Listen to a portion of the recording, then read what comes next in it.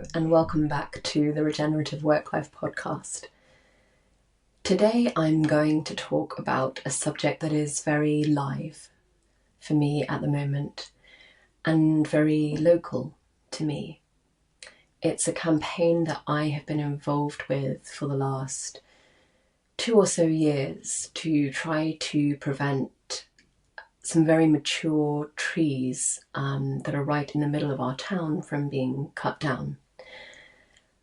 And in the last couple of weeks, the campaign has really gained momentum. We're really very much up against it with time. In fact, as I record this, a fence has been put around the car park where the biggest of these trees is, and works are going to start in the next couple of days, unless the wonderful group of local people who are willing to do what it takes to stop this happening.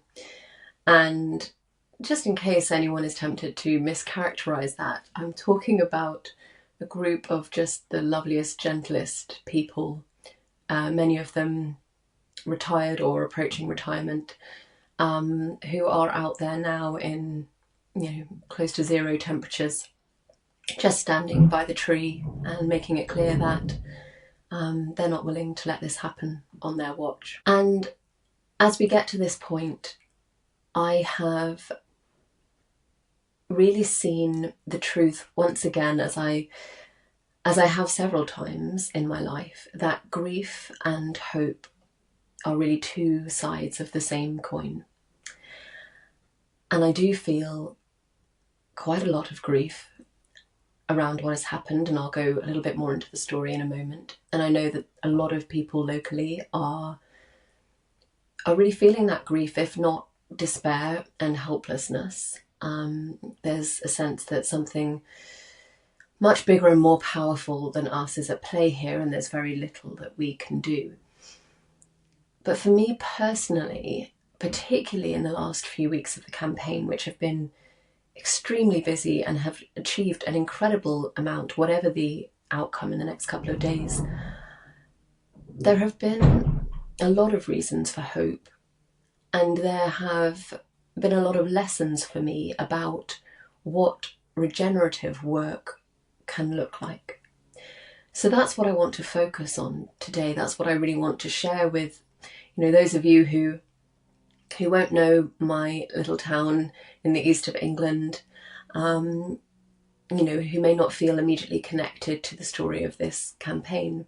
Although, as I say that, I think there are very few people listening who won't be upset by the prospect of mature, if not ancient, trees being felled, perhaps unnecessarily, and certainly without sufficient discussion about alternatives.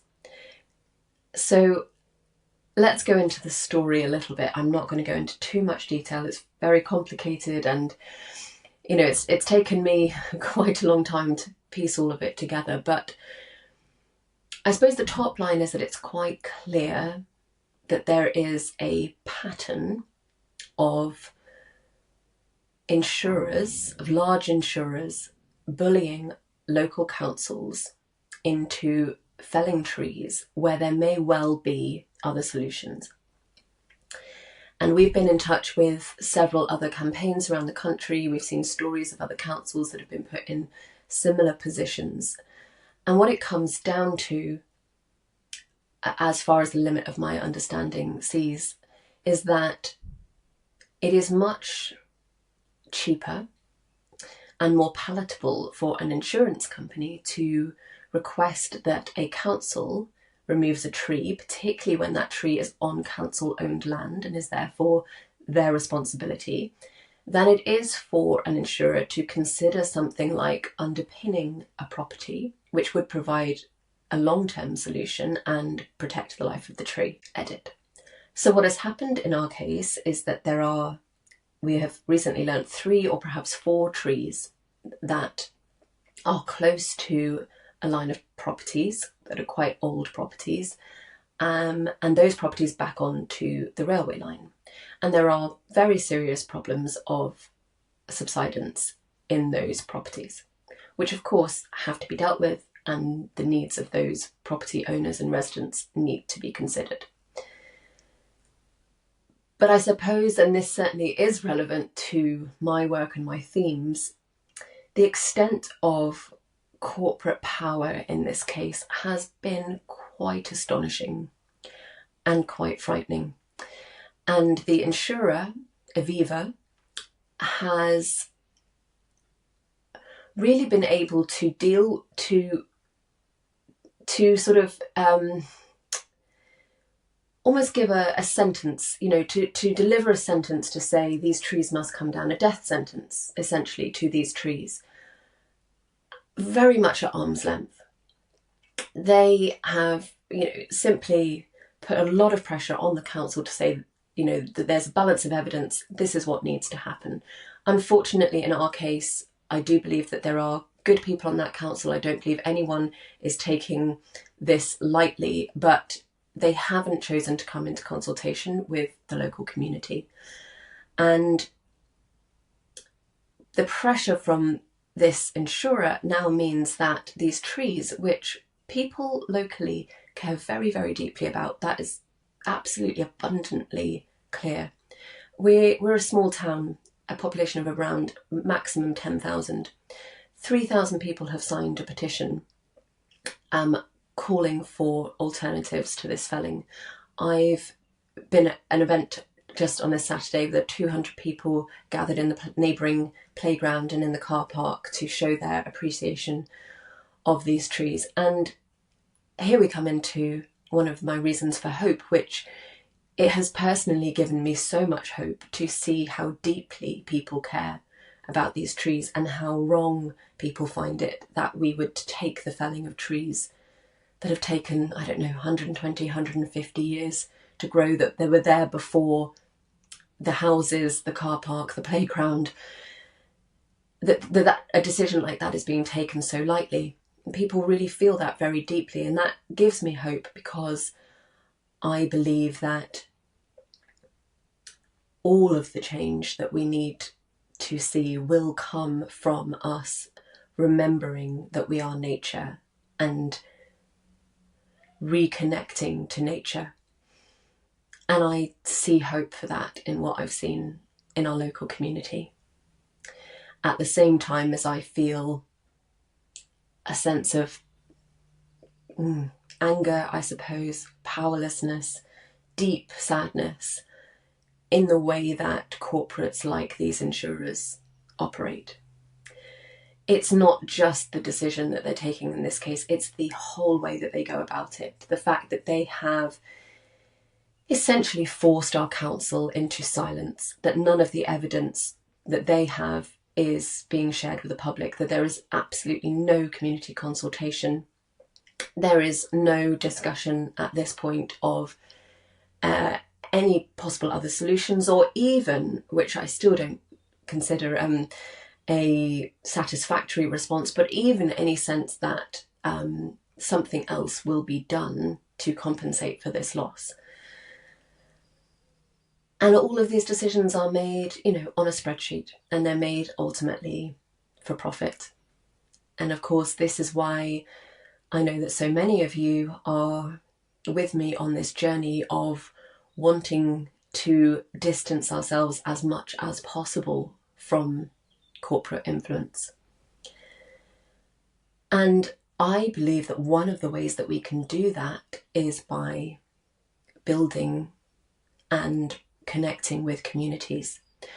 I really believe that communities can be very, very powerful. In 2025, I want to put community at the heart of regenerative work life. That's a real commitment for me, and really feels the right way to approach this mission, if you like, of helping people away from corporate influence and into work that brings them life and brings life to all those around them. And by those, I mean human and non-human. And if that's something that interests you, I would love for you to get in touch with me directly. You can reach me at alyssa@regenerativeworklife.com. and I would love to share my early ideas with you and have you to be part of that community. And what I've learned from connecting with my local community in a way that I haven't before this is the most connected I've ever felt to the community here in Wivenhoe through doing this work and being part of this campaign is how powerful it can be, how energized, and also I think some possibilities for what regenerative work can look like. I believe that when we approach regenerative work, we're not just looking at a change of job.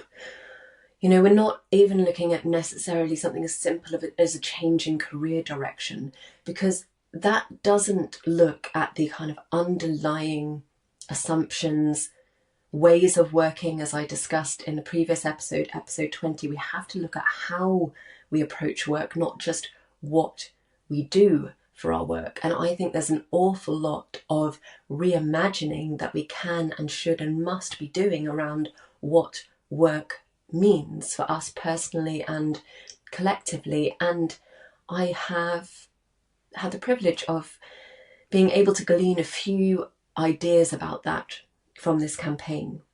So I'll come into sharing those now. What can we in regenerative work learn from local mobilised community campaigns? So one of the first things that has really struck me is the sheer joy of intergenerational collaboration. I have absolutely loved working alongside retired people. There are two gentlemen in particular.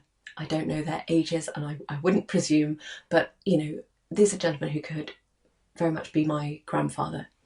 And I love that they, in this later period of their life, are choosing to get behind things that matter to them, that they are mobilised to do that, that they are active on our Facebook page, that they're inside of the WhatsApp group, that they're not allowing anything that could potentially intimidate them to not be a full and active part of this. And it's been a joy to stand alongside them and to share our different perspectives and our different skill sets. And the fact that they're working alongside myself and other mothers of young children, for example, that's kind of been the makeup of our campaign. I really think that's such an important thing, and it's really missing if you look at the world of conventional work.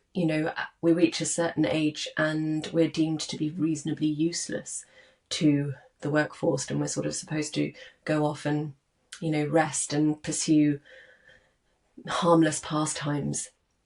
Well, I hope when I reach an age like, I don't think they would mind me saying their names, like Terry and like Pip, I will be doing the same things. I will be standing out in the cold in a car park speaking to a tree protection officer, and I will be writing emails to people that I've known for many, many years and ruffling feathers where I need to. That really gives me hope. And I think we need to remember how much we can learn from previous generations, in the way that I know that these gentlemen and other people in the campaign are so willing to learn from the younger people in the campaign, and how much we stand to gain from that intergenerational connection that isn't really a natural part of our culture. I'm speaking here of of contemporary British culture. I don't feel like that is something that is hardwired into our culture, and it's really been a real joy for me. Another aspect is just how when a group is self-motivated, how self-organisation really can work. I find this very interesting. Over the course of my previous time as an entrepreneur and founding and growing a company, I thought a lot about organisational structure and hierarchies, and I've played around with a lot of different variations on what that can look like. I've had to think a lot about how you empower people whilst still having, how everyone can have a voice whilst you still have an effective and productive team. And, employee ownership, you may know that my previous business I sold to my team, so it's now employee owned, I think is an interesting variation on that. But what I've seen with this community campaign that I really haven't experienced before is just actually how little need there is for a defined structure, and certainly for a hierarchy, when people are really connected to the work that they're doing and when they're self-motivated. There is essentially zero structure inside our campaign. None of us have role titles. We have natural leaders, but not one single leader, and those leaders have come to the fore at different times throughout the campaign and with what it's needed. For example, there was someone very early on in the campaign who was very connected to the council and to sort of just very, very connected locally, and they were able to get this off the ground. I came in at a certain point when what the campaign needed was someone who could kind of be a spokesperson for the campaign and was happy to sort of speak on people's behalf, and I did that for a while. And then in the last few weeks there's another woman who has come in who has just been an incredible force of energy, and she has a baby at home and a new job, and she's just been absolutely tireless with the campaign. It's been quite phenomenal to see. But I love how, no one has said, no one is the boss. There is no boss in this campaign. And we've really all stepped up at different times when that has felt like that's what we're called for. And people are showing up to do what they are able to do. They're bringing their own skills to this in a very natural way that actually is not inefficient. I mean, I'm sure you could come in and look at this and say, of course you could streamline this and this could be more organised, but it's working. The amount that we have got done in the last couple of weeks is incredible, is absolutely incredible. The amount of press that's been generated, the attention for the petition, the amount of administrative work that we've done in terms of applying for tree protections and contacting various stakeholders, phenomenal. And all of this has happened without a boss, without defined roles, without any kind of hierarchy. And I'm not saying that all organisations need to adopt that, but I am really hopeful about the possibility of that. And I think we have an opportunity to think quite radically about what work organisation can look like in the future. Another aspect of that brings this back to a more personal level, and something that I think will resonate with a lot of people listening to this, and something again I touched on in the previous episode 20, about the how of truly sustainable work, is the natural way in which people have found balance within this campaign, and the relationship between balance and boundaries. It has been really beautiful to see people quite clearly stating their boundaries.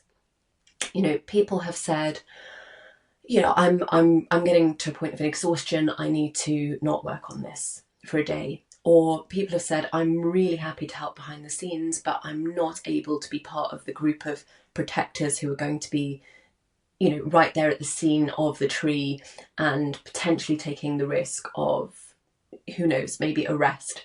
People have been quite clear where they are able to do that and where they're not. And I feel like people are very in touch with what they're able to bring, and also very confident in articulating that. And then at the same time, the group has been extremely supportive of that. I think everyone has really recognised that that's a necessary part of mobilising these kinds of campaigns. And yet that's something that I think we still have so far to go on in terms of conventional work. Setting our boundaries, finding balance. And this is true even for those of us like me who don't work within an organisational structure, who don't have a boss. When you take those steps to set out on your own path and you're taking any kind of entrepreneurial regenerative journey, it is so important to prioritise balance and to be very clear with yourself about your own boundaries. And again, I love the way that this has really worked within the community and how others have stepped in. And I think the more that we can find our own communities, and this is something that I am really hopeful of doing within the regenerative work-life community, it's one of my motivators for bringing people together, is when we are a team of one or a team of just a few, we perhaps need those wider communities to be able to step in when we need some support or when we need to take a step back. And I don't know exactly how that will look within the regenerative work-life community, but I'm really excited to find out. So once again, if that is something that you would love to be a part of, please do send me an email and let's discuss ideas. And the final point I wanted to share is about coming back to redefining what work means and what it is to have a job. I know that the underlying challenge for many of us who feel called to move our work in the direction of nature, climate, and community is how we reconcile that with the need to financially support ourselves and our families. That will continue, I think, to be the biggest challenge that any of us face. But I also want to offer you that we are not confined to understanding work as only the thing that makes us money. Our job, or even our business, does not only need to be the thing that pays the bills. Yes, there is a financial imperative. Most of us have to make money. Most of us have financial responsibilities. But part of the problem is how stuck we get in that in our thinking. What we do is we allow that financial imperative to overtake our whole understanding of work, of having a job, of having a business. But we do have other options. We can meet our financial needs and we can do work that brings us purpose, that has real impact. And those two things do not have to be one and the same. I understand, of course, that that is what many of us hope for and aspire to and are working towards. That the work that we feel really connected to is also the work that brings us that financial stability. But don't let that confine you to the point that you don't start exploring these possibilities. You can do work that pays the bills, and you can do work that really has a positive impact. And I have seen that within this campaign. No one who is part of this campaign is not doing meaningful, impactful work. Everyone who is part of it has a purpose-driven job that makes a valuable contribution to those around them. And many of them have other jobs that pay their bills or have other sources of income that meet their financial needs. Do you see? The two can be separate. And if finding something that does both of those for you is what is blocking you, is what is stopping you from moving forward, I invite you to separate them. Go back to my earlier episodes where I've directly addressed the money challenge. There are some really practical strategies in there. What I'm talking about here is the mindset. Don't let the need to make money from your work define what work can be. Play around with that concept and with those ideas. Open yourself up to opportunities to get engaged with meaningful work, whether or not it has any financial reward. Find ways to do that, even if it's an hour or two of your time. Take those opportunities that present themselves to do the kind of work that you are really pulled to do. Take them just as seriously as the work that brings you money. Begin to shift how we define work. There's a final thing that I want to say that perhaps flies above the remit of my work and my podcast, but it's something that it's almost a half-formed idea at the back of my head, and I want to express it, even if I do so clumsily. Because one of the things that I have been left with through this campaign is the total lack of voice for nature in this conversation. These trees that, as I speak, are having fences put around them have had no voice whatsoever in this whole process.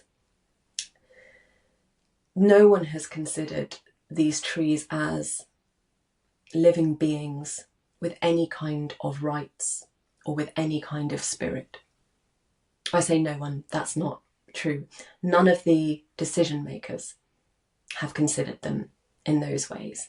In fact, the law, interestingly, I was speaking to the very lovely tree protection officer who explained that the law, which was written in 1990, I believe, he is only allowed to protect trees that are clearly visible to the public, because it's still considered that trees that are out of sight of the public are not worth protecting. Just think about that for a moment. The tree has not entered the conversation. The community, I believe, are doing their best to be the voice of the tree. And even there, I don't believe anyone, myself included, has stopped to really listen to what the trees want to say to us. And I know that may stretch beyond a concept that feels tangible to you. But I invite you just to come with me for a moment. I want to imagine what those trees may have to say. And I believe that it may be far more profound than any of us, even the wonderful impassioned members of this community, are imagining.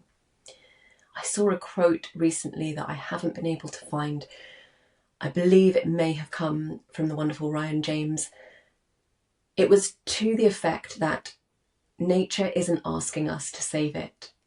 Nature is asking us to remember who we are. I believe, and I need to take more time to listen while there is still a chance, but I believe that these trees are asking us to remember who we are, to remember what matters. And whatever happens in the next few days, that is the call that I believe we all need to respond to in this community, and all of us in this wider community need to respond to. Nature is asking us to remember who we are. And in some ways, it is relatively easy to pour our energy into a campaign to save a tree where things feel so immediate and so tangible. And it is wonderful that people are willing to do that. But there is inner work to be done. There is a deeper work that goes beyond any single tree, for us all to come back to who we are, to build that unbreakable connection. And here I reach the limit of what I can say about this right now. But it's a thought and a feeling that I will continue to explore and to share with you as best as I can. So thank you for listening to this slightly different podcast. I don't know what will happen. I do know that there are many reasons to be hopeful. And I hope that something that I've shared today sparks something in you, so that all of this energy that is being poured into this campaign, all of the energy that is stored in those magnificent trees, will somehow ripple out into the wider community and beyond you, into all of those in your communities. Thank you as always for choosing to spend time with me, and I'll see you here next week for another episode.